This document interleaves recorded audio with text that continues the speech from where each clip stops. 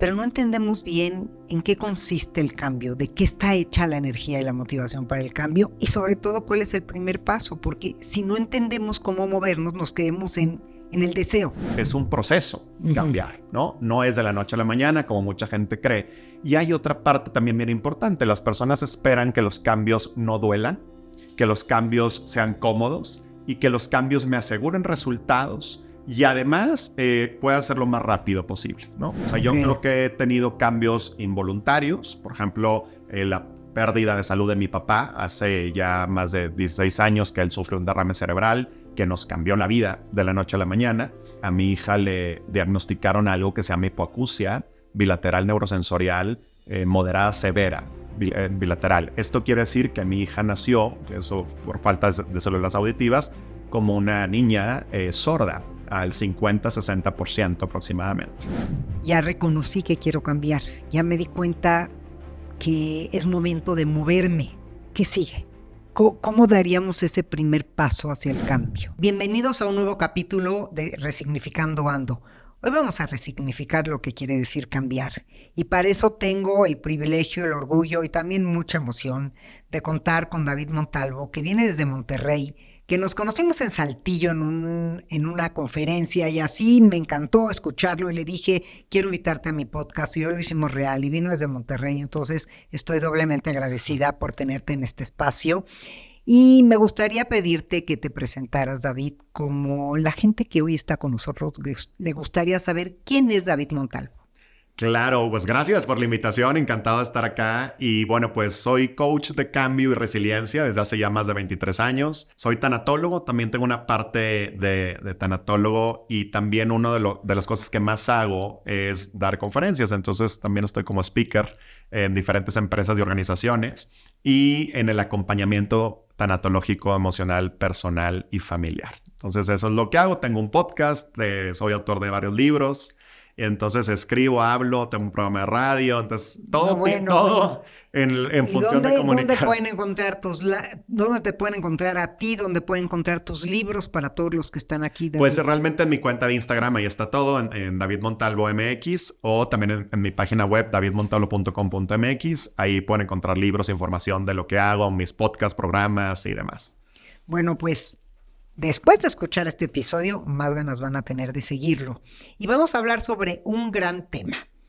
Cambiar duele, pero duele más quedarse ahí. Entonces, es un tema que a mí me apasiona. Todos los que me conocen saben que hablo mucho del cambio, de cuál es la energía y la motivación para cambiar. ¿Qué pasa cuando queremos cambiar y no sabemos qué sigue? Entonces, hoy vamos a abordar sobre este gran tema del cambio. Así que denle like, activen la campanita y suscríbanse a mi canal para que cada jueves estemos de nuevo en un nuevo episodio de Resignificando Ando. Y comenzamos. Resignificando Ando, un espacio de crecimiento para conocer expertos y grandes historias de vida. Es tu momento de transformarte y conectar contigo. Recuerda, no eres lo que te pasa, sino lo que haces con lo que te pasa. Bueno, David, con el gusto de tenerte aquí y aparte doblemente agradecida porque sé que vienes de Monterrey, para todos los que nos están viendo, que viene desde Monterrey, David, entonces me siento muy honrada y muy privilegiada. Curiosamente les cuento que David y yo nos conocimos en Saltillo, en un evento que estuvimos juntos. Me encantó escucharlo y desde ese momento dije, algún día tengo la ilusión de que pueda venir a México y ser parte de este podcast. Así que estoy muy emocionada de que lo logramos, de que estás por acá, muy agradecida que hayas venido. Sé que a lo mejor hiciste otras cosas, pero estás en este espacio. Claro. Y me encantaría comenzar, David, por preguntarte, tienes muchos libros, muchos temas, has tenido una trayectoria llena de transiciones, pero hoy lo que más me gusta escuchar de lo que tú hablas es esta idea del cambio, porque yo veo en consulta continuamente que la gente quiere cambiar y la gente quiere cambiar en pareja, en individual, en todo, pero no entendemos bien en qué consiste el cambio, de qué está hecha la energía y la motivación para el cambio y sobre todo cuál es el primer paso, porque si no entendemos cómo movernos nos quedamos en el deseo, nos quedamos en el deseo de cambiar. Entonces me encantaría que me platiques un poco ¿cómo llegas a este momento? Porque creo que tienes una transición importante en tu vida profesional y me encantaría que nos la compartas. Claro, y bueno, primero que nada, gracias. Gracias por el espacio, feliz de estar acá y igual, muy emocionado. Y sí, aunque hice otras cosas, nada más venía esto, ¿eh? Ay, Nada bueno, más venía a más agradecida. estar contigo y a compartir, porque como dices, pues nos conocimos en Saltillo, ya dando conferencia juntos, compartiendo escenario, y Escenario. ahora de nueva cuenta por acá. Sí, sabes que esta parte del cambio me fascina, me apasiona muchísimo, porque yo creo que a lo largo de mi vida he tenido muchos momentos de cambio, muchos momentos de crisis por un lado, por otro lado de transiciones que voluntarias, algunas involuntarias, y me han llevado a experimentarlo y a también a compartirlo con la gente. ¿Por qué? Porque creo en el cambio, o sea, creo en la posibilidad que tenemos de escribir una nueva y mejor historia. Creo que siempre hay esperanza, incluso aún en los momentos más duros, porque también me he metido mucho en la parte de la crisis, ¿no? Y bueno, tú eres aquí una máster del tema y sabes que pues después de rompernos, después de a veces hasta incluso destruirnos en ciertos casos o caernos en el piso, como muchas veces lo hablo, tenemos esa posibilidad de reinventarnos, de resignificar, ¿no? Justo de crear una historia distinta. Y eso para mí ha sido como el sello a lo largo de mi vida, ¿no? He tenido muchos momentos muy, muy complicados en donde pues no me ha quedado de otra más que cambiar. Y sí, la gente habla del cambio como si fueran palomitas, ¿no? O sea, como si fuera, mira, pues, ay, es que le quiero echar ganas para cambiar. Y cambiar no es echarle ganas, ¿no? Eso es algo muy importante. Sí, De hecho, sí. tocas una palabra, que a mí me choca. Eso de échale ganas, ¿no? Siempre pienso como el maratonista que está corriendo un maratón y la gente le está gritando, échale ganas, vas a llegar al final. Y es como pensar, eso estoy haciendo. Claro, Es que eso es claro. justo lo que estoy haciendo. Ganas no Pero me faltan, ¿no? sí, le estoy O sea, echando ganas. Mis piernas ya no me dan, pero claro que le estoy echando ganas. sí, el cambio va más allá de eso. O sea, el cambio no es, aunque pareciera, porque es una palabra que ha sido tal vez un poco trastocada a lo largo de los años como un tema puramente motivacional y va más allá, es mucho más profundo. Y de hecho, es un proceso cambiar, ¿no? No es de la noche a la mañana, como mucha gente cree. Y hay otra parte también bien importante. Las personas esperan que los cambios no duelan, que los cambios sean cómodos y que los cambios me aseguren resultados y además pueda ser lo más rápido posible, ¿no? Y resulta que el cambio es todo lo contrario. El cambio incomoda, el cambio duele, el dejar ciertas cosas o iniciar otras. Escuchen, el cambio incomoda, claro. El cambio duele, así que escríbanos estos dolores y estas incomodidades y les estaremos respondiendo. Claro, porque no es nada agradable. No es nada agradable y además no podemos garantizar resultados con un proceso de cambio como tal, al menos que, bueno, pues lo vayamos midiendo poco a poco, pero esto se tarda. Entonces, cambiar sí es un mensaje de esperanza, sí es un mensaje de poder decir, oye, pues puedo crear cosas nuevas en mi vida, aún, y esto es lo más importante, porque es aún y a pesar de mi historia, aún y a pesar de las adversidades, aún y a pesar de los momentos difíciles, pero también, pues bueno, esto nos lleva a que sea un proceso tal vez no tan rápido como tú crees o como tú esperas, ¿no? O sea, es esperanzador, pero Claro. pienso que implica un compromiso. Exactamente, un compromiso, entrega, tiempo, dedicación. Cambiar es hacer la chamba, ¿no? O sea, es una tarea cambiar, ¿no? Me Y encanta. esto requiere no nada más motivación, no nada más pasión, no nada más deseo, sino también estrategia. Y también mucha Claro. conciencia para poder hacerlo. Fíjate que te escucho y digo, qué lástima, porque siempre lo he pensado como una cosa, bueno, no sé si de lástima, pero de curiosidad. ¿Por qué la gente cambia cuando la vida la zarandea? Cuando viene una adversidad, cuando viene un dolor. ¿Por qué no cambiamos por conciencia? ¿Por qué no nos levantamos hoy en la mañana, vemos el sol, nos sentamos en un parque, abrazamos un árbol o nos tomamos un café en nuestra sala y decimos, soy ese que quiero ser? ¿Me gusta? ¿Hay algo que cambiaría? No, lo hacemos cuando la vida nos sacude, ¿no? Bueno, yo sé que tú has pasado por momentos difíciles y has cambiado en muchas cosas, no necesariamente por ellos, pero ¿tú crees que esos momentos, que me encantaría si nos los compartes un poco, fueron como determinantes en tu cambio? Sí, totalmente. A ver, esto está claro, o sea, cambiamos por dolor o por placer. Yo creo que muchas veces las personas están más conscientes hasta que reciben esta arrastrada de la vida, o hasta que llegan a esta caída, ¿no? Entonces, en muchas ocasiones, las personas deciden ya iniciar algo que era inminente, que era inevitable, pero que estaban como pateando el bote lo más que se podía. Pero llega un momento donde la vida toca la puerta y te dice, ya, o ya aprendiste suficiente, o ya el dolor fue demasiado, que ya es el momento. No quiere decir que entonces no podamos cambiar de esa manera como más bonita, ¿no? Más linda, más positiva, etcétera, de un día tomar la decisión. Hay gente que lo hace y qué maravilla, ¿no? Pero sí, muchas veces en los momentos duros de la vida, en las crisis, en las situaciones adversas, es cuando realmente abrimos los ojos. O ya tenemos la situación tan frente a nuestra cabeza que ya no nos queda de otra. En mi caso así ha sido también. O sea, yo creo que he tenido cambios involuntarios. Por ejemplo, la pérdida de salud de mi papá hace ya más de 16 años que él sufrió un derrame cerebral que nos cambió la vida de la noche a la mañana. Entonces sí valoras muchas cosas, ¿no? Él murió después de 8 años de una larga enfermedad, de un largo proceso, y fue un proceso de cambio, porque él justo pierde el habla, pierde el movimiento del lado derecho y la memoria. Por lo cual estuve en silla de ruedas, había que darle de comer, había que bañarle, había que estar al pendiente 24/7. Bueno, y mi mamá hizo una gran labor, siempre se lo ha reconocido, pero sí hubo algo que en el sistema familiar cambió. Claro. En los roles con los que funcionábamos en casa, ¿no?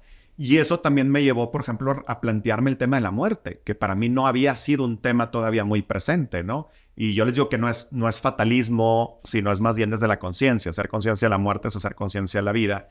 Y cuando muere mi papá justo, pues ya ahí viene otra etapa de cambio en mi vida, porque ahí ya decido involucrarme más en el acompañamiento de personas que están pasando por situaciones de crisis, ¿no? Llámese pérdidas u otro tipo de cosas. Pero si ha sido así, yo lo he contado, se lo he platicado a la gente, si yo no hubiera experimentado una enfermedad como la que vio mi papá durante tantos años, pues tal vez no haría muchas cosas o no hubiera escrito de tantas cosas como lo he hecho. Y así a lo largo de mi vida. A la fecha sigo pasando por momentos de cambio bastante importantes y bueno, es desde eso, desde el dolor, desde las sacudidas, pero también creo que conforme vas avanzando, te vas como siendo más maestro del cambio, te vas haciendo como más hábil para hacer cambios a lo mejor no tan precipitados o como que te flexibilizas. Pierdes el miedo. Pierdes el miedo a cambiar y ya empiezas a tomar otras decisiones y a lo mejor acortas el tiempo. Cuando alguien me pregunta, oye David, a ver, pero ¿de qué sirve tener información sobre el cambio? ¿O de qué sirve tener conciencia sobre esto? Sirve mucho porque acortas el tiempo y acortas el tiempo del sufrimiento que puede llegar a tener un proceso difícil en tu vida, ¿no? Ya a lo mejor lo ves con otros ojos, ¿no? Al final tiene que ver con la resiliencia, ¿no? Con la capacidad del ser humano de salir fortalecido de la adversidad. Y creo que así lo he hecho también en mi propia vida. Estoy todo el tiempo cambiando, trato de hacerlo constantemente y no por una parte de zona de confort, sino más bien como una conciencia de evolución del ser, ¿no? De crecer más, de compartir más, de ser mejor papá, ¿no? De ser mejor hijo, de ser mejor amigo, ¿no? Etcétera. Fíjate cómo la vida te ha orillado a cambiar, pero desde que te escuché aquella vez en Saltillo, me parece que dices frases como muy contundentes, les podría llamar célebres, incluso anoté varias de las que te escuché, pero esto que dices del proceso del cambio, de perderle el miedo al cambio, de entender que en la vida lo único constante es el cambio, creo que es importante. Pero ahora viene la pregunta más fuerte. Ya reconocí que quiero cambiar, ya me di cuenta que es momento de moverme. ¿Qué sigue? ¿Cómo daríamos ese primer paso hacia el cambio? Sé que puede sonar muy trillado, pero yo no he encontrado la fórmula, el 1, 2, 3, la ecuación matemática, los pasos perfectos y exactos para cambiar.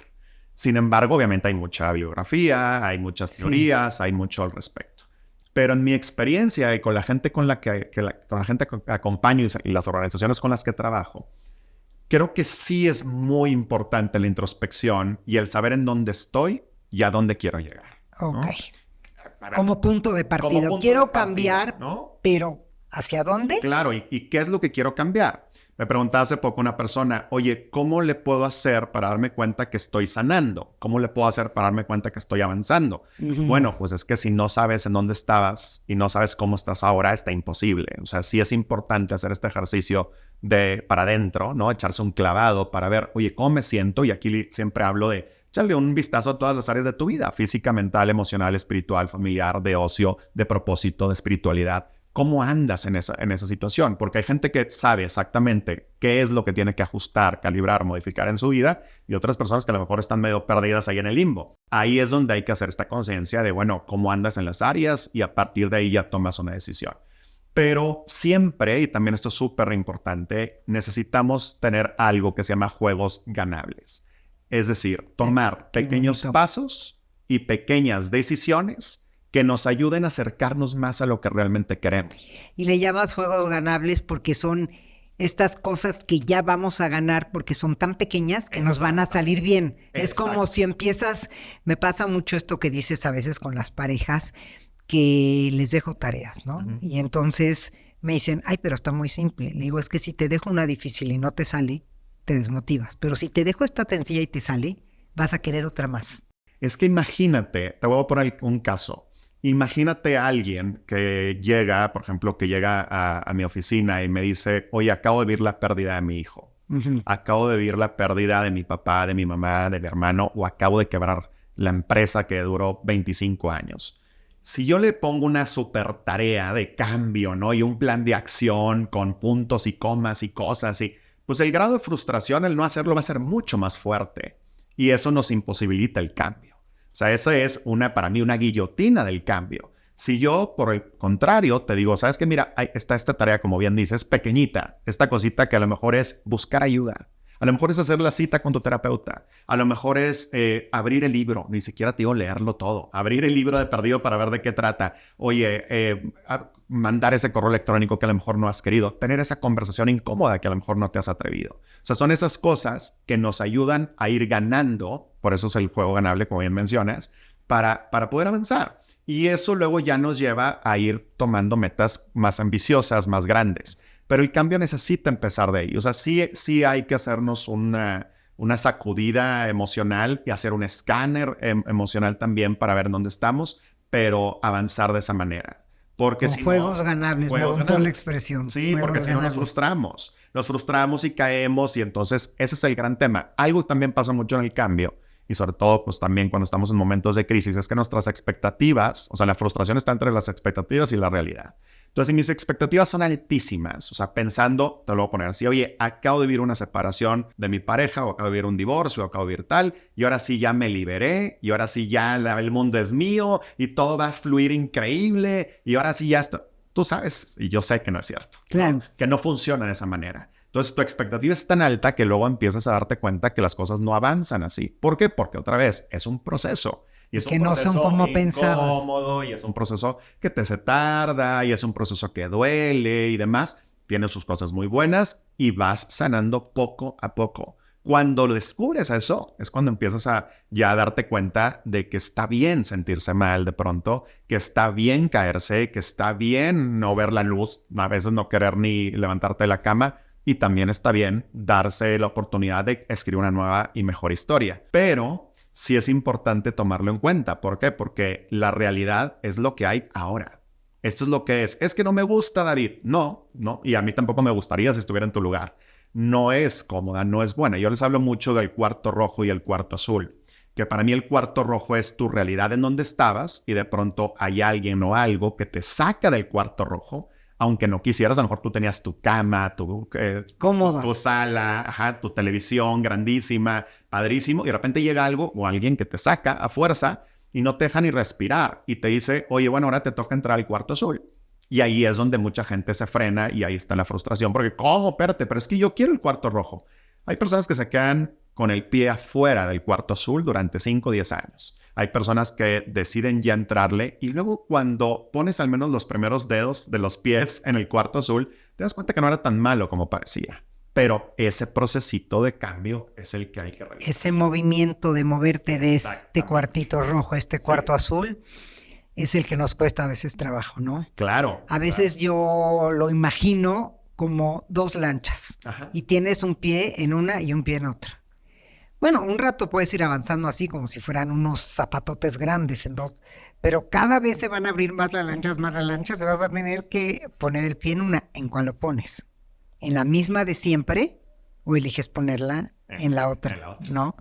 Y eso sí es una decisión personal. Claro, total. Y hay que también hacer conciencia de que tal vez al principio no estemos tan cómodos, que al principio nos cueste, que sea complicado. Que el cambio incomode, que nos saque de Exacto. nuestra zona de confort. Claro, que- y ahí se involucra mucho la parte de la red de apoyo, del espacio de contención que tienes, ¿no? De tener esas microayudas alrededor de ti y esos también pasos para ir avanzando. Oye, ¿te vas a enamorar del cuarto nuevo ahora? Pues no, creo. Al principio no. Al principio no. Después puede ser una gran aventura, pero hay que tirarte del bungee, ¿no? O sea, hay que saltar, ¿no? O hay que entrar al cuarto, o hay que poner los dos pies en la lancha, o hay que hacer, o sea, la metáfora que tú quieras, pero esa es la forma como entramos. Y claro que cuesta mucho. En mi caso lo acabo de vivir hace pues 2 años y medio. Te comparto que a mi hija le diagnosticaron algo que se llama hipoacusia bilateral neurosensorial moderada severa. Bilateral. Esto quiere decir que mi hija nació, eso por falta de células auditivas, como una niña sorda, al 50-60% aproximadamente.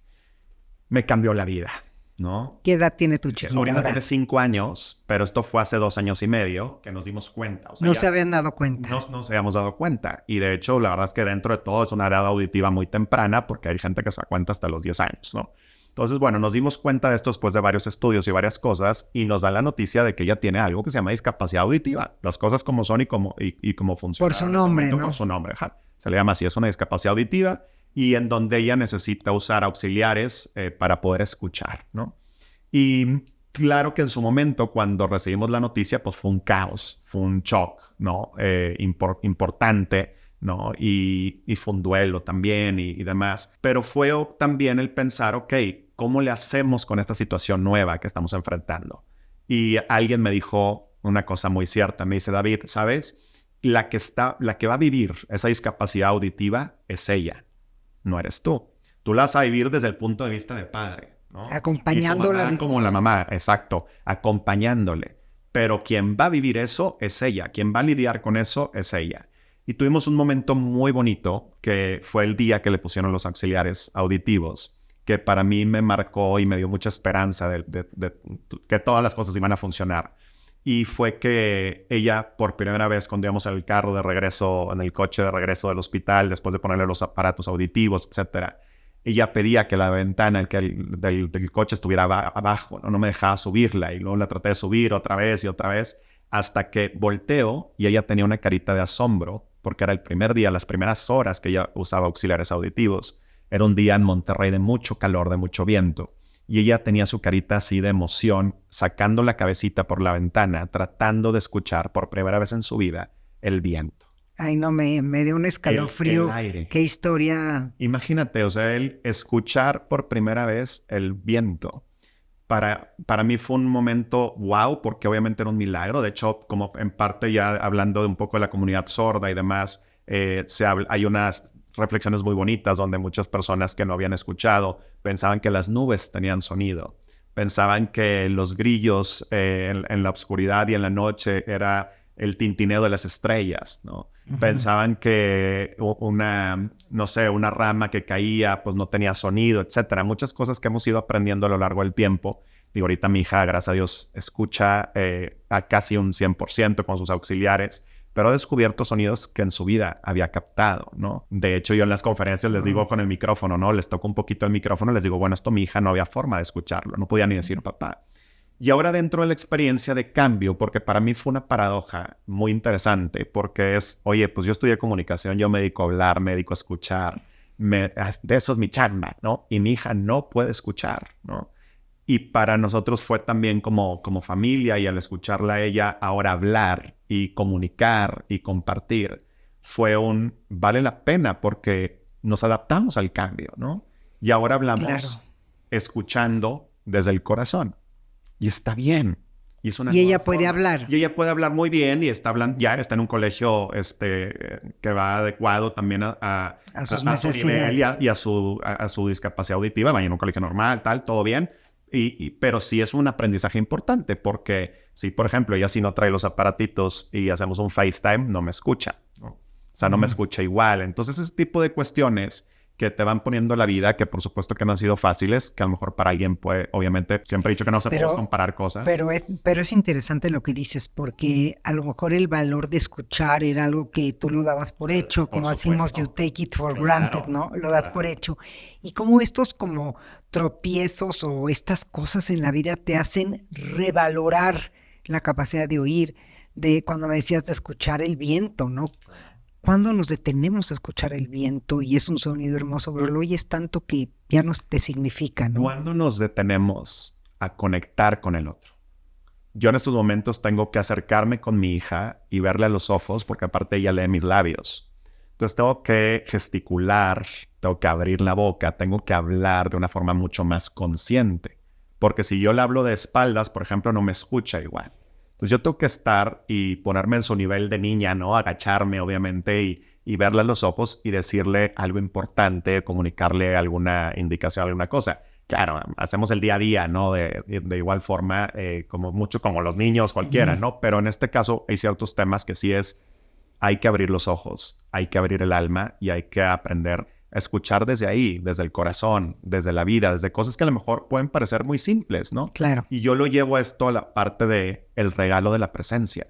¿Qué tan presentes estamos con nuestros hijos? ¿Qué tan presentes estamos con nuestra pareja? ¿Qué tan presentes estamos con la gente que amamos? Porque a veces estamos así, perdón por la expresión, pero así es. Estamos sordos. Exacto. Y estamos sordos aunque escuchemos bien. Y estamos sordos frente a detalles de amor y estamos sordos frente a gestos de la gente que amamos o que nos ama. Estamos sordos frente a muchas situaciones, frente al viento. Estamos sordos frente a un atardecer. Y eso nos quita mucho, ¿no? Y al contrario, cuando nos acercamos a valorar realmente esas cosas, como en mi caso así ha sido. De hecho, yo les comparto que me metí a lengua de señas, a estudiar un poquito. Digo, wow. Acabo de entrar a algunas clases, ¿no? Pero el primer signo que aprendí fue esto, que es el te amo, ¿no? El I love you, ¿no? Y esto, para que así nuestra comunicación con mi hija. Y cada vez que tengo oportunidad en una conferencia, le pido a la gente que lo haga, ¿no? Pues no, lo hicimos en Aquí lo vamos a hacer. Aquí así. No, me falta un dedo. Sí, te falta este. mero. Ahí está. ¿No? Y es una forma de decir, bueno, eso significa te amo, ¿no? Pero es la forma en la que yo me despido todos los días de mi hija, en la que yo cuando, te digo, yo estoy de viaje, hacemos algún FaceTime o algo, pues me despido también. Y me pidió y me lo ha dicho de que en las conferencias lo haga y le mande foto. Y bueno, ha sido toda una cosa importante, pero el simbolismo de esto o lo de fondo es efectivamente eso, darnos cuenta que a veces estamos tan distraídos que no le decimos a la gente que amamos que la amamos. O estamos tan distraídos que no nos detenemos y a veces pensamos que necesitamos un gran discurso. Y a veces hacer esto es decirte, aquí estoy. Contigo. Y aquí estoy presente. Pues aquí frente a la cámara lo vamos a hacer para que todos los que nos están acompañando en YouTube, en Spotify, por cualquier canal, nos vean y esta señal ya sea una señal que ustedes puedan utilizar también. Claro. Y se puede utilizar en la empresa, se puede utilizar con tus colaboradores, se puede utilizar Pero en la fíjate, familia. dices algo muy importante que me deja pensando. A veces estamos sordos ante tantas señales que nos da la vida, ante un lugar incómodo, estamos en la empresa en un momento que no estamos contentos o estamos frente a una pareja que ya estamos incómodos o el otro está incómodo y nos da señales y nosotros estamos sordos y ciegos a veces ante esas señales. Y qué fuerte que cuando una discapacidad se hace evidente, entonces valoras lo que significaba escuchar. ¿Me explico? Ahí lo valoras. Sí, y te das cuenta de también muchas otras cosas que tal vez tenías como las dabas por hecho, ¿no? Y no lo son tanto, ¿no?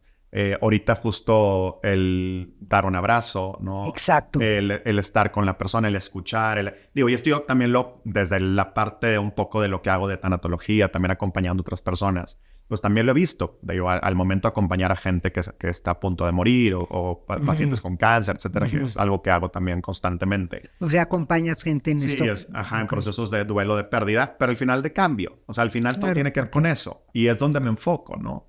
Es, oye, bueno, es que, por ejemplo, tal cual, tengo cáncer, ¿no? Bueno, ¿qué hacemos con esto?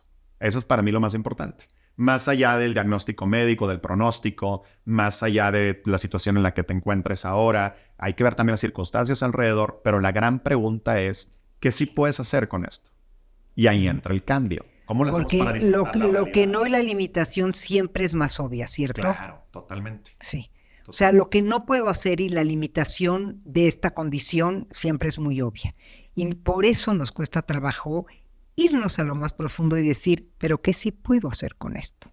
Y esa parte sí es la que muchas veces nos lleva también a no querer enfrentar las cosas y a quedarnos en esa zona cómoda, aparentemente, porque para mí es la más incómoda de todas, estar en algo que ya fue, que ya no es o que ya no será, ¿no? Y nos quedamos viendo el cuarto rojo, ¿no? Nos quedamos observando esa situación que ya no da para más y que también es parte de decir, ya estuvo, ¿no? Está Claro. bien. Y el darnos ese permiso, esa vulnerabilidad, para mí es grandeza. O sea, al contrario, mucha gente pues, lo ve como una debilidad. Es que si yo digo que tengo que cambiar o que necesito cambiar o que elijo cambiar, no, pues es que entonces no tuve la suficiente capacidad o no fui lo suficientemente inteligente o por qué llegó a pasar esto. Bueno, a ver, mi hermano, mi hermana, pues lo que pasa es que esto es lo que hay, ¿no? Esto es lo que es. ¿Qué Sí, sí porque puedes hacer con eso? fíjate que me haces conectarme un poco con esta idea de los para qué y los porqués. Es que los porqués, la verdad, nos van a dejar muy insatisfechos, porque yo era una persona buena y yo era una persona pegada a Dios y yo iba a misa todos los domingos y me persinaba y cualquier religión, es cierto, pero es un misterio los porqués. Pero con todo y esto, ¿qué sí puedo hacer? O si esto llegó a mi vida y tuviese un para qué, para potencializar esta lección de vida, ahí nos podemos subir a otro nivel. Y tal vez el para qué no aparezca ahora. Exactamente. Y está bien. Y está Tal bien. vez ahorita no existan esas bendiciones ocultas para ti. O sea, tal vez no encuentres todavía los aprendizajes, porque a lo mejor estás en el momento más álgido de la situación. A lo mejor la estás pasando muy mal, a lo mejor estás enojada, enojado, frustrada, frustrado. Peleándote con el tema de la justicia y injusticia, Exacto, que es un tema. con Dios, peleándote con Dios. Claro, claro, es un tema. Peleándote con Dios, con la vida. Está bien, pero sí y te lo tengo que decir por obligación moral, que sí existe ese para qué. Sí existe y es real. Yo siempre le digo a la gente, mira, si yo no conociera tantos y tantos casos que se han acercado a mi vida, han llegado a mi vida o he descubierto a lo largo del tiempo, que aún y a pesar de momentos durísimos de los que no queremos ni siquiera imaginar, y a pesar de eso han salido, se han fortalecido y es más, han tenido una vida extraordinaria, yo te diría, ok, no vale la pena. Pero como sí los conozco, sí te lo tengo que decir. Sí hay esperanza, sí hay un para qué en tu vida, sí hay bendiciones, aunque tal vez todavía no estén tan cerca de ti para poder... O tan claras verlas, para que ¿no? tú las puedas percibir, Exacto. ¿no? Porque cuando estamos inmersos en el dolor de una cosa durísima, nos cuesta trabajo ver la parte esperanzadora y nos cuesta trabajo ver que del otro lado sí vamos a ver un para qué. Pero por lo menos poder hacer un alto del pleito de los porqués es importante y me gusta esto que dices. Ok, estoy viviendo esto. ¿Y qué hacemos con esto? Porque esa sí es tu decisión, ¿no? Y un poco citando a Víctor Frankl, que te pueden quitar todo, menos tu poder de sentir y de pensar y decidir en cualquier momento qué haces, ¿no? Internamente. Y era un poco la dualidad de la que hablaba Víctor Frankl, ¿no? O sea, esta parte de las personas que eran capaces de llevar una fila de niños, no directo a una cámara de gases. Sí. Y por otro lado, alguien que se podía quitar el pedazo de pan para dárselo a alguien que lo necesitaba. Y él justo hablaba de eso, ¿no? Y del significado y del propósito. Que otra vez, son cosas que a lo mejor al principio no están. Y yo no son claras. No son claras. O sea, sí soy muy consciente de esto porque habrá gente que llegue y me diga, oye, ahorita no, o sea, es todo lo que me estás diciendo me sabe a arsénico, ¿no? O sea, no tengo ni idea de qué bendiciones, nada. O sea, acabo de morir tal o acabo de pasar tal situación o acabo de perder el trabajo. No, sí, yo sé. Pero al final sí existe, ¿no? Sí existe y sí llegarás ahí. ¿No? Ya después de que le llamo yo a la crisis al elefante, ¿no? El elefante que pasó, que tronó árboles, que hizo un desastre. Y bueno, hay que limpiar el terreno, a ver qué quedó, a ver qué aprendizajes surgieron, a ver qué nuevas bendiciones, a ver qué tal. Pero toma tiempo. Y también es ese proceso de cambio. que también no nos gusta. La pregunta que seguramente te hacen a ti también en consulta y me la han hecho a mí muchas veces es ¿y cuándo se quita? ¿O cuándo deja de doler? ¿No? Pues es que no tengo la respuesta. Pero si entras a hacer esta chamba, porque es un trabajo, como lo decía, como tú de decías, cambio, yo sí te puedo asegurar que va a ser un proceso mucho más llevadero y mucho más sano, ¿no? Y como decías esto del elefante que yo lo digo como un terremoto. Ajá. Ok, se derrumbó esto, pero tú puedes elegir con qué piezas reconstruyes. Estas piedras ya están viejas, esto no me gustaba, estas ventanas, este aluminio. Entonces la posibilidad de que algo se quiebre también tiene implícito el otro lado de la moneda, que es la reconstrucción. Pero tal vez estaba construido de una forma que así estaba. No la habías elegido tú. Ahora tú puedes elegir de qué forma lo construyes. Y tal vez te tardes un poco más de tiempo en construirte, en reconstruirte, en tomar las piezas adecuadas. Tal vez todavía no están presentes todas las que necesitas, pero al final puedes crear una obra de arte. O sea, esto no es, y siempre lo digo, no es una superación personal barata o efímera, ¿no? No es motivación superior. Tome nota, porque dice cosas muy importantes, ¿no? Vuélvelo a repetir. Sí, o sea, que esto de cambiar, de reconstruirte, no es motivación barata, no es superación personal superflua o llamada de petate, ¿no? De verdad es real. O sea, existe la posibilidad de incluso después de momentos de mucha adversidad poder resurgir, poder resignificar, poder hacer cosas distintas. Pero sí hay que entrarle al proceso, ¿no? Y ahí es donde vas a ir eligiendo poco a poco qué es lo que necesitas para hacerlo. ¿Y qué necesitas en tu camino? Exactamente. Pero como dijiste en algún momento, ya con otra conciencia. Ya con otra conciencia, porque sí cambian las cosas. Eso también es importante, cambian las prioridades. Me lo dice mucha gente, David, es que después de esto que viví tan fuerte, ya no me preocupo por tal cosa que para mí era el pan de todos los días, o los chismes con las amigas, o el cuál vestido me compro, o si la fiesta, o si el viaje, tal. No que sea malo eso, pero sí desde otra mirada. Cuando vives una situación muy dura, ya lo observas diferente, y ya entonces te empiezas a ocupar de cosas que alimentan tu alma, que sanan tu corazón. E incluso es parte del cambio. Las nuevas amistades, las nuevas relaciones. A lo mejor vas a dejar ir personas que ya no aportaban a tu vida, o a lo mejor te vas a alejar de otras experiencias que tal vez ya no sumaban. Y está bien.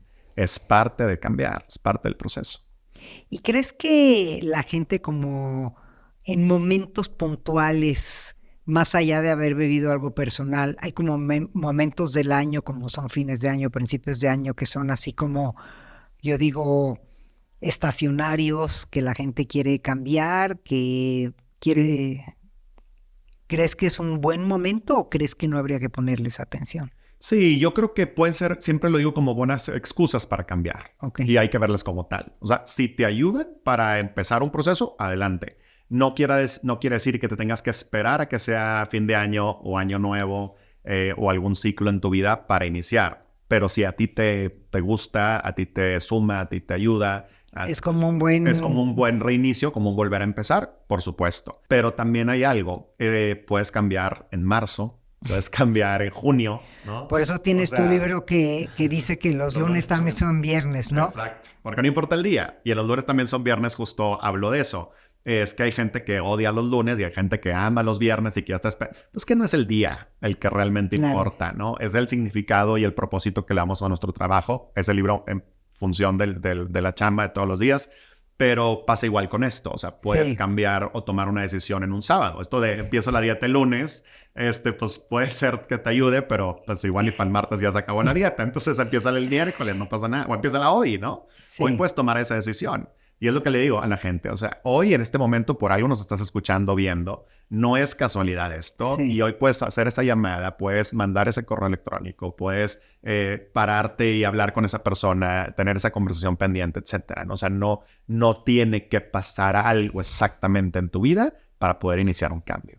Claro, es en cualquier momento y bajo cualquier circunstancia. Siempre y cuando te conecte con una conciencia y estés dispuesto a pasar del cuarto rojo al cuarto azul, sabiendo que hay pérdidas, sabiendo que a veces da miedo, sabiendo que abrazar la incertidumbre no le es fácil al ser humano, nos gustan pasos sólidos, nos han enseñado a vivir buscando certezas y toda la parte cultural no nos ayuda en ese sentido, ¿no? Sí, queremos tener ya el mapa con el tesoro y que nos den el tesoro y que nos den el mapa y que nos den los caminos, o sea, que nos den todo ya hecho. Y la cosa es que la vida no funciona así. Una persona una vez que falleció su mamá se acercó conmigo y me decía, David, es que mira, quiero que me des el plan de acción para poder ya superar la muerte de mi mamá. Y de entrada le dije, a ver, pues es que desde ahí estamos mal, ¿no? Porque no, a empezar, no es como que hay un plan de acción frente a la pérdida. Hay recomendaciones, que no es lo mismo. Y también no se trata de superar a nadie. O sea, no se trata de superar a tu mamá. Tu mamá es tu mamá y ya está, ¿no? Se trata de llevar un duelo sano, de elaborar un proceso, etcétera. Entonces, aquí pasa lo mismo con el cambio. O sea, no es el cambio en cualquier área, circunstancia de la vida.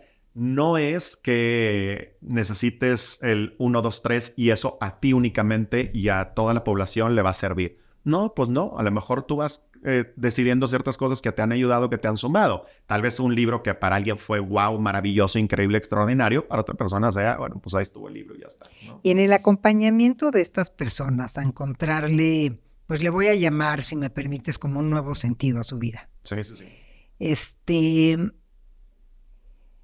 ¿Es algo que haces como a nivel individual, consulta, te llaman a nivel empresarial o...? Lo hago en los dos lados, o sea, lo hago mucho, estoy como medio dividido, uno en la parte de capacitación empresarial a través de conferencias y cursos, ahí sí muy enfocado en la parte de propósito de trabajo, de liderazgo, de comunicación, de trabajo en equipo, etcétera. Y por el otro lado, ahorita cada vez menos, pero sí lo he hecho, toda la pandemia estuve todo el tiempo full con esto, pero hago acompañamiento emocional tanatológico a nivel personal y familiar y también hospitalario, porque me ha tocado acompañar a personas que te digo, están en la etapa final de la vida y a las familias también, ¿no? Entonces, estoy como entre esos dos mundos, pero que al final el eje central... Que parecen muy lejanos. Exacto, que parecen muy lejanos y no es tanto, porque también en la conferencia que doy para empresa, termino hablando de que todos estamos aquí de paso, ¿no? Y que hay que hacer conciencia de eso y que hay que valorar el tiempo. Y como decía Ana María Rabaté, en vida, hermano, en vida, ¿no? Y hay que aprovechar los momentos y hay que aprovechar los instantes. Eso lo hablo en la empresa, en una convención de ventas nacional, ¿no? Que pareciera ser que no tiene nada que ver y tiene mucho sentido.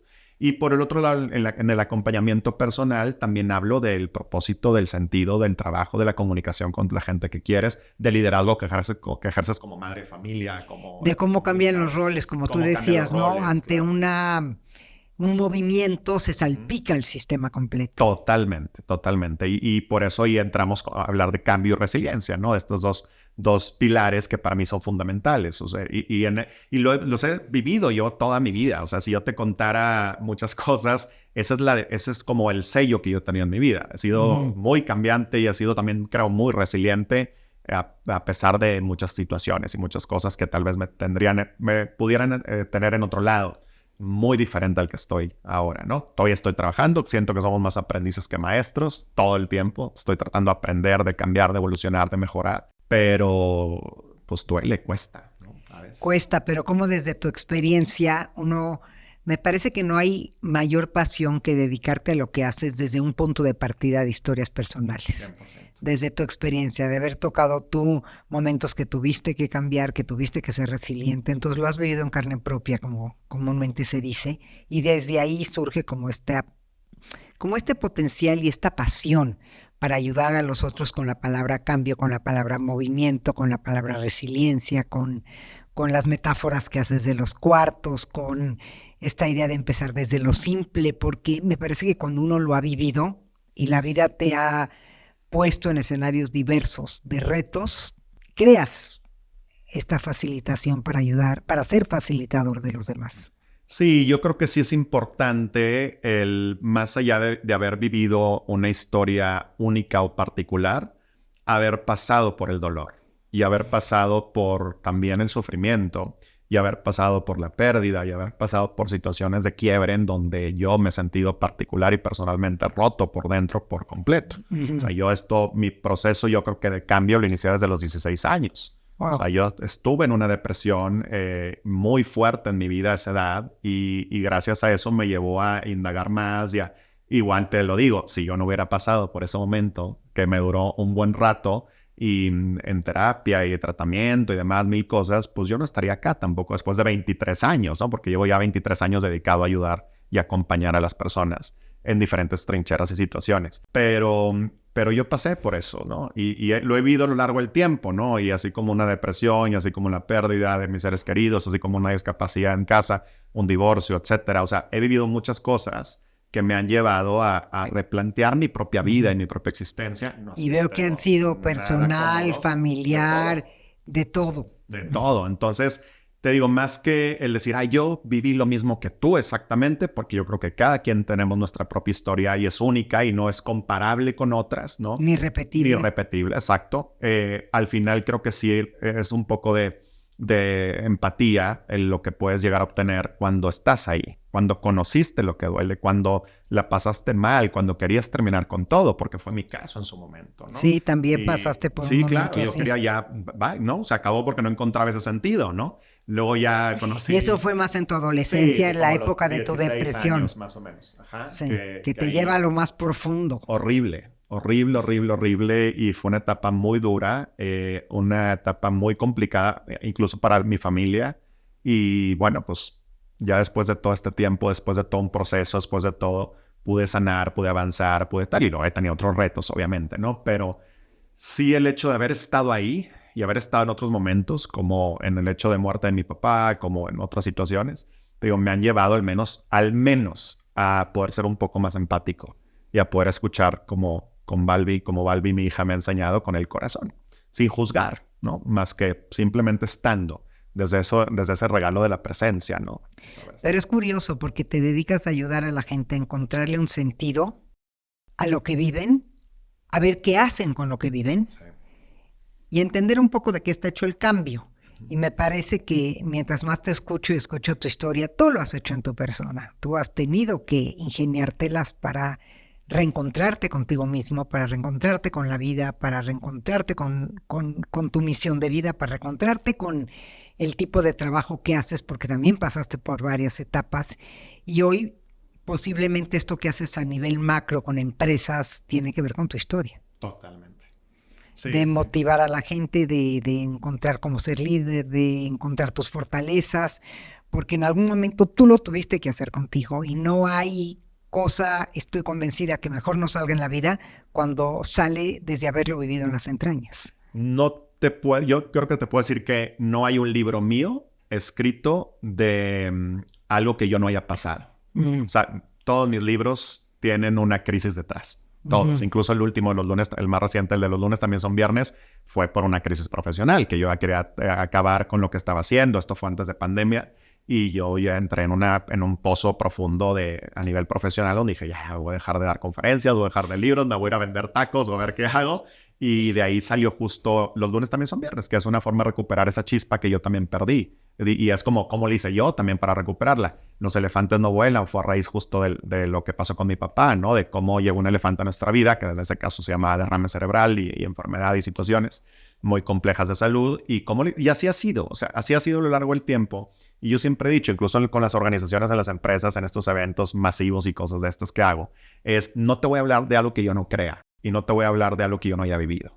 Eso es muy importante. No quiere decir que yo lo viva perfectamente, porque por supuesto que soy vulnerable y soy aprendiz y tengo mis errores y muchos defectos y muchas cosas, pero ahí estoy, ¿no? Y ahí voy, ahí trato de hacer las cosas diferentes y cada vez mejores, pero siempre voy a hablar desde ahí, desde lo que yo pasé, desde lo que yo viví, desde mi propia experiencia. ¿Por qué hablo de las pérdidas? Porque yo he tenido 1000 pérdidas. ¿Por qué hablo de salir adelante aún y a pesar de una depresión? Porque también yo estuve ahí. ¿Por qué hablo de fortalecerte aún después de una ruptura de pareja? Porque yo también estuve ahí. En fin, ¿no? Y ahorita ya termino hablando también de alguien que vivió un papá, una mamá con un hijo con discapacidad, por ejemplo. ¿Por qué? Pues porque yo nunca había hablado de eso.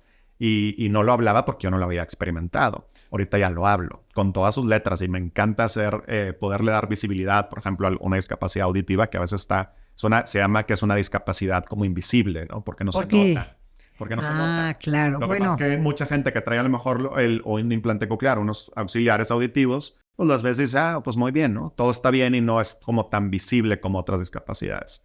Entonces, pero bueno, fíjate, ya te estoy hablando de esto porque ya lloré, ya viví mi proceso de duelo, me ha costado mucho, ya me metí a fundaciones, me metí a grupos de papás que acompañan y que acompañamos ya ahora también a papás que viven con hijos con hipoacusia, etcétera. O sea, ya me metí a eso. Y así soy. O sea, siempre me termino metiendo al lodo de la crisis, de lo feo, en el buen sentido, para poder salir, ¿no? Ya luego saldré, yo sé que salgo luego fortalecido, pero pues me meto a sentir hasta lo último. Y tal vez sería una recomendación que tú pudieras dar a todos los que nos están viendo, escuchando, acompañando, de cuando vivan algo, no se queden en la superficie, Totalmente. échense al lodo, porque Sí. de ahí va a surgir algo. Para mí eso es clave. Para mí eso es clave. Tengo un grupo en Monterrey de papás que han vivido la experiencia de perder un hijo. Se llama Por Ellos Contigo. Y es justo lo que dicen los mismos papás. Yo soy papá, no he tenido la experiencia, gracias a Dios, de la pérdida de un hijo, pero eso es lo mismo que dicen ellos. Dicen es que venir acá al grupo, a hablar, a abrir nuestro corazón, a sacar lo que sentimos, a sacar lo que traemos, es meternos al lodo y a veces no está fácil. ¿Por qué? Porque a lo mejor a veces es tener un recuerdo, a lo mejor es removernos cosas, es llorar, pero es lo más sanador. Y así lo veo yo también. Entre más te metas al proceso dirigido, orientado y acompañado, que eso es importante, no es nada más meterte al lodo por embarrarte, ¿no? Entre más lo hagas, más recursos vas a obtener. Y al final el fortalecimiento y el aprendizaje que obtienes es mucho, mucho mayor a cuando lo vives superficial, porque además hay otra cosa, y esto es un spoiler, pero cuando no vives el dolor, como hay que vivirlo y hay que pasarlo, tarde que temprano toca tu vida. Fíjate, yo te lo iba a decir de otra forma, las emociones no se evaporan. Exactamente. Y si no tocas las emociones que tienes que tocar en el momento que las vives, te acaban alcanzando. Entonces, esa gente que ha vivido cosas fuertes, pero te las cuenta así como si te está contando un cuento de hadas madrinas, no es que se fortaleció, es que no tocó fondo y en algún momento de su vida de repente llegan a terapia a sus 50, 60 con un cuadro inexplicable que cuando te vas a la historia y tocas, ¿no? Entonces, me gusta esto que dices de la vida como viene hay que entrarle y si te toca embarrarte y sumergirte, lo tienes que hacer. Bueno, más bien no embarrarte, sumergirte, porque ahí está la diferencia, claro. ¿no? Claro, sí. Sumergirte y de veras entender de qué está hecho y potencializarte en una mejor versión. Digo, mucha gente conoce mi historia, no la voy a contar, pero me identifico mucho con David porque cuando yo trabajo en este tema de secuestro, que es un tema muy doloroso y la gente me pregunta por qué me dedico a eso, es que porque yo entiendo la gente que estuvo secuestrada, lo que vivió, y entiendo lo que significa salir y sentirte bien y tener un nuevo compromiso con la vida, ¿no? Y conectarte con ese para qué nuevo, que tal vez no lo ves al principio, como tú dices, pero es lo que surge después. Pero, ¿y qué pasaría si la gente te dijera, oye, ¿sabes qué, Shulamit? La verdad es que mejor ya no pienses en eso. Mejor ya no cuentes esa historia. Ya pasó. Ya dale la vuelta, ya, ¿no? Típico carpetazo, claro, como yo le digo. Porque ya, mira, ya estás aquí, ya vamos a olvidarnos de eso, ya que no sea tema. Y, que eso es lo que pasa. La gente le quiere dar carpetazo por el miedo y el dolor que tu historia le toca. Y porque dijiste algo muy importante ahorita, no nos han enseñado a acompañar a la gente en el dolor, en el sufrimiento. Somos buenísimos para festejar, para levantar la copa, para brindar, pero en el dolor no sabemos cómo acompañar. Siempre cuento que cuando yo viví la experiencia de secuestro y salí, mi hijo estudiaba en la universidad y sus amigos lo esquivaban. No sabían cómo decirle, oye, ¿le pasó algo a tu mamá? ¿Llegó bien? Por el miedo que les daba, que si él les cuenta que le pasó algo a su mamá, a la suya le puede pasar algo también, ¿no?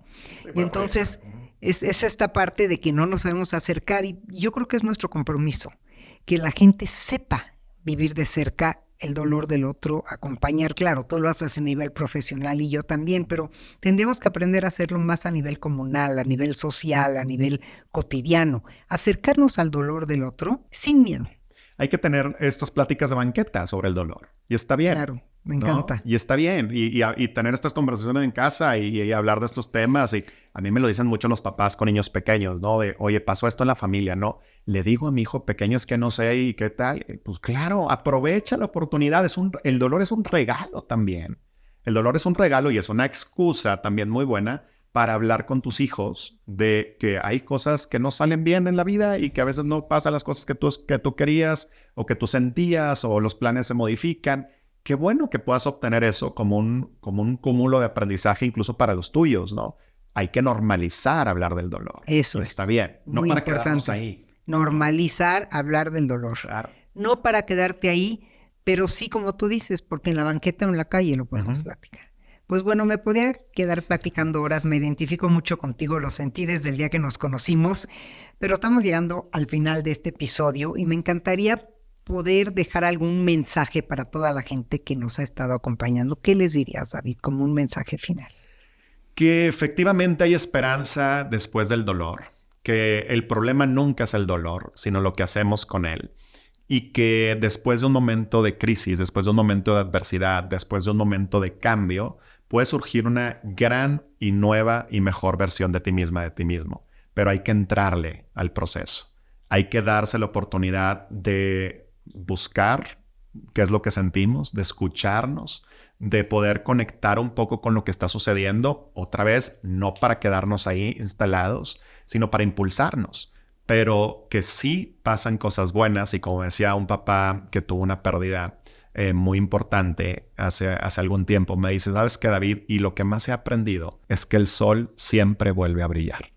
Y lo creo y lo comparto profundamente, porque sí, a pesar de todo y de todo lo que podamos estar pasando o experimentando, el sol sí siempre vuelve a brillar. Nada más hay que atrevernos a dar el paso al otro cuarto que nos está esperando.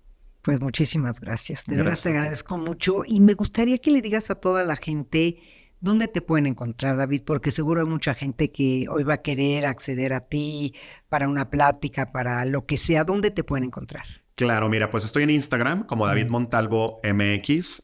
Ahí es donde comparto casi la mayor parte de mi contenido. Estoy también en mi página web, davidmontalvo.com.mx. También en Facebook, Twitter, también ahí me encuentran como David Montalvo. Y tengo un podcast que espero que estés ahí pronto. Que tiene que ver con todos estos temas, que se llama Si te caes, me invitas.